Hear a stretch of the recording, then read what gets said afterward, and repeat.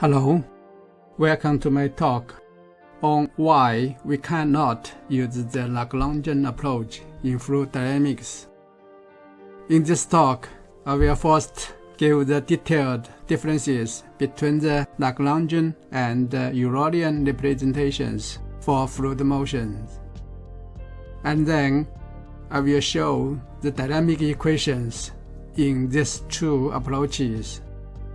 We will look at the reasons why we do not use Lagrangian approach for fluid motions, and the derivation of the Lagrangian equations for inviscid flows, and the continuity equation in the Lagrangian approach. To describe the Lagrangian representation, we use the example of a steady flow passing airfoil given as this. In the Lagrangian approach, we need to divide the fluid into many small fluid elements, say n fluid elements, at the initial time t0 equaling to 0. See this fluid element or part of the fluid domain. And the fluid particle can be identified using their initial coordinates. Here A, B, C as the coordinates around x-axis, y-axis, and z-axis. That is x, y, and z at t0. And following the reference, the initial coordinates A, B, C would be the independent coordinates or the variables, and this can be very similar to the coordinates x, y, and z in the Eulerian approach. So in the coordinate OX, Y, Z, this would be same coordinate used in the Eulerian method. The Lagrangian method would chase all the fluid elements in time, see the case element pk at time t1, t2, t3, t4, t5 on the fluid path line or the trajectory see here. And in Lagrangian approach, for a fluid element, its dynamics is very similar to that of a solid, given as this from the Newton's second law of motion. The acceleration around the x-axis times m would be the force component on x-axis acting on the fluid particle, and so on. Here m is the mass of the fluid particle, and capital Fx, capital Fy, and capital Fz are the components of the force acting on the fluid particle. This should include the body force and the surface force based on Euler. Here the important notice would be the coordinate in the Lagrangian approach. X, Y, Z would be the quantities to be solved in the dynamics. Therefore, they are not variables used for represent some quantities. And obviously, the coordinates x, y, and z would be the functions of the initial coordinates a, b, c, and time. So, x, y, z would be the functions of a, b, c, and the time t. For Eulerian representation, we divide the fluid domain into many small elements, say n elements, and all the elements would be fixed in the space, see this element, and all this element would be fixed in the space, for example, the case element. Each element would be identified by its coordinates x, y, and z, and these coordinates would be the independent variables in the Eulerian approach. In the coordinate or x, y, z. This is the same coordinate as that in the Lagrangian approach. Both approaches use the same coordinates fixed in the space. However, the Euler approach studied fluid behavior in the fluid element. For instance, how does the fluid perform, or how does the fluid pass the element.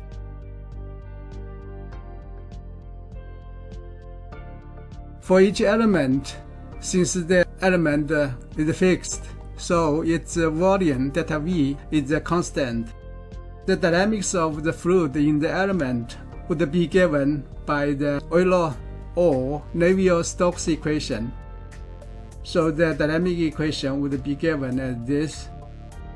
Here, rho delta V is the mass of the fluid in the element, and capital Fx, capital Fy, and capital Fz are the component of force acting on the fluid particles. This would include the body force and the surface force. But in the Eulerian approach, the acceleration is given as the substantial acceleration. Here, we use capital Du over capital Dt as the substantial acceleration along x-axis, and so on. Therefore, the solutions of the Eulerian method are the fluid states in the fluid element. For instance, the velocity would be the function of x, y, z, and t, and the pressure would be the function x, y, z, and t, and so on. That means all these quantities are the functions of the coordinates x, y, z. These are the variables, not the solutions as we have seen in the Lagrangian method, as well as the time if the flow is unsteady.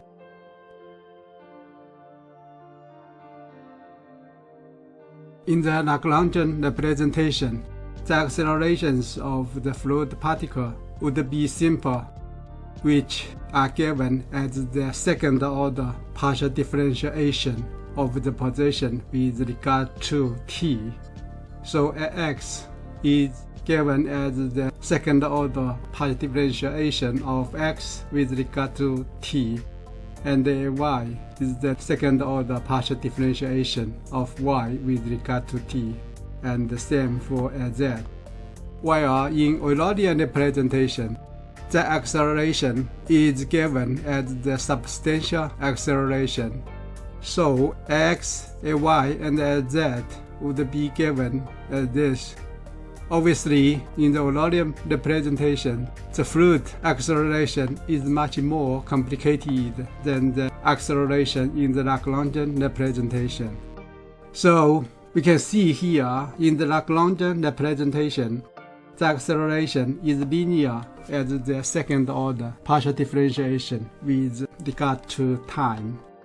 And following none in this book, x, y, and z would be the function of other parameters, say the initial position or their identity coordinates a, b, c. And in the Eulerian representation, the acceleration is nonlinear in expression. The part in the box is the nonlinear convective acceleration. For inviscid flows, the moment equation in Eulerian approach are the moment equation in Euler equation given as this. And in the Lagrangian approach, the corresponding moment equation would be given as this. So we can see the force, and especially the surface force due to the pressure, are same. And the only difference between the Eulerian approach and the Lagrangian approach is the expressions of the accelerations. So in Eulerian approach, the substantial acceleration given in this complicated formula, while in the Lagrangian approach, the accelerations are much more simpler.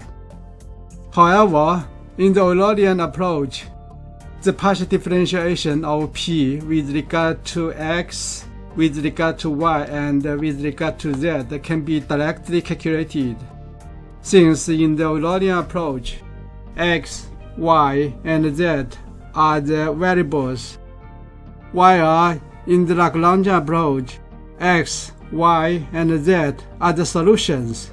They are not the variables. Therefore, the partial differentiations of p with regard to x, with regard to y, and with regard to z must be eliminated or replaced in the dynamic equation. And this is the topic we are going to talk about in the next few slides. Look at the question, why in fluid dynamics the Lagrangian method cannot be used, especially in the 3D viscous flow.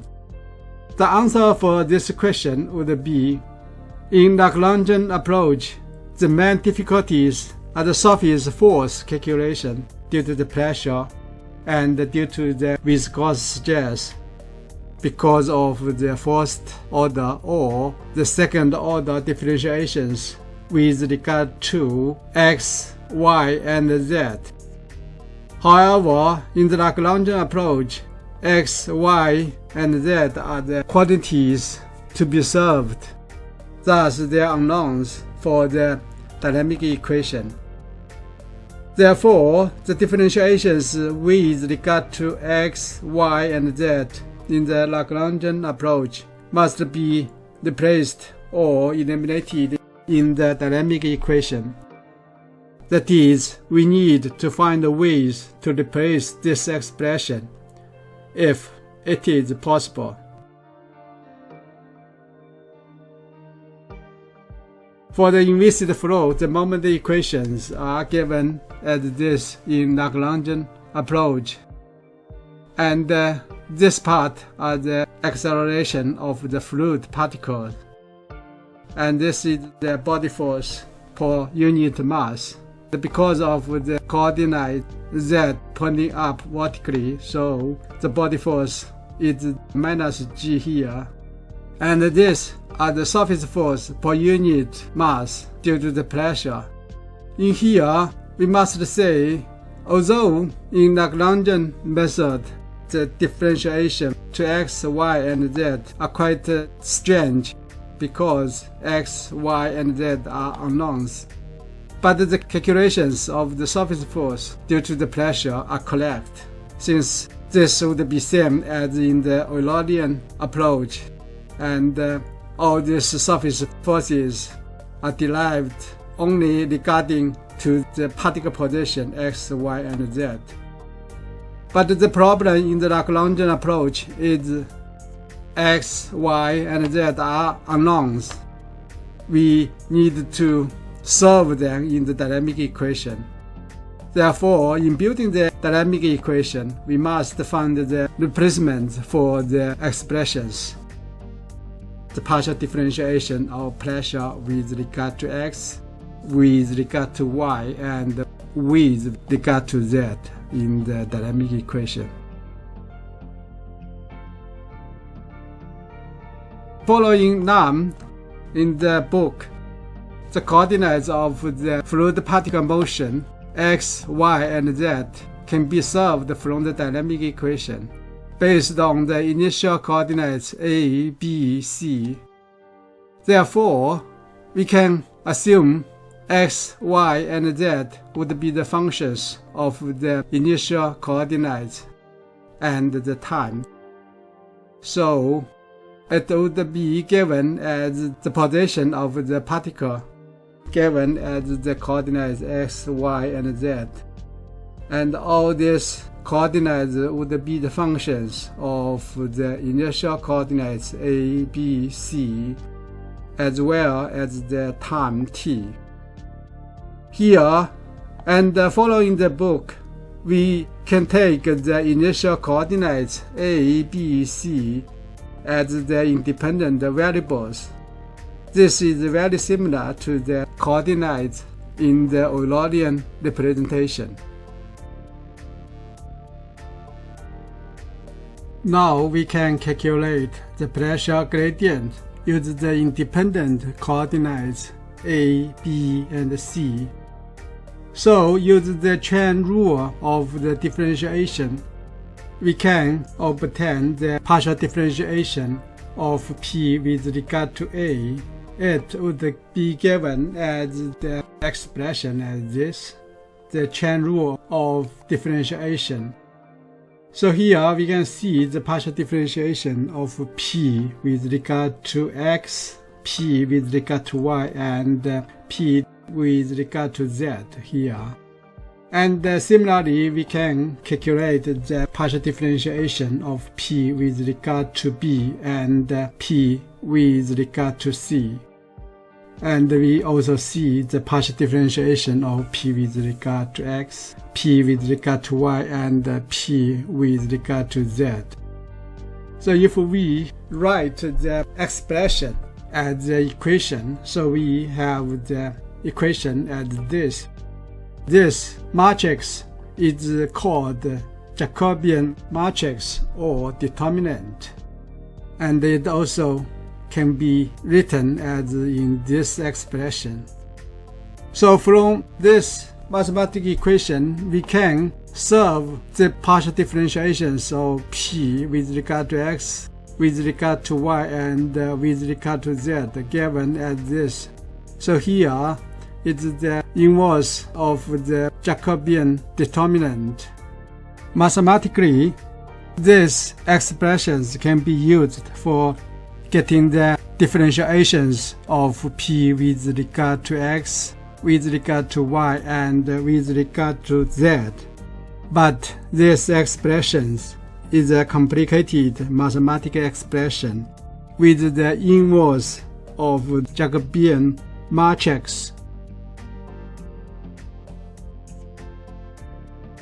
However, for the inviscid flows, we may have a simpler method for getting the partial differentiations of P with regard to X, with regard to Y, and with regard to Z. And following the Nam's book, Hydrodynamics, the moment equation for the fluid particle in Lagrangian representation is expressed as in a more general form. Here, the body force are given as Fx, Fy, and Fz. And this would be same as the equation as this if we take Fx and Fy are 0 and Fz equaling 2 minus g. Now from this expression, we can easily calculate the partial differentiations of the pressure with regard to X, with regard to Y, and with regard to Z given as this.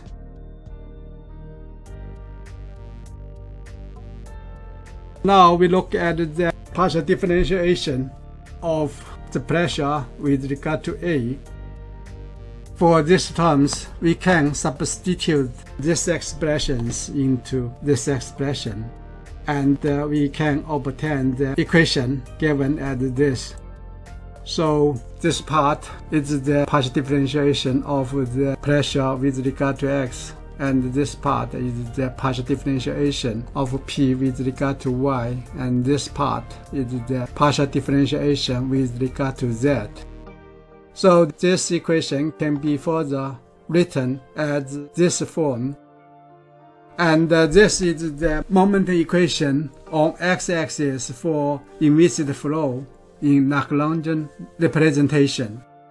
And now we can see x, y, and z are the unknowns. And all the partial differentiations with regard to x, y, and z are removed.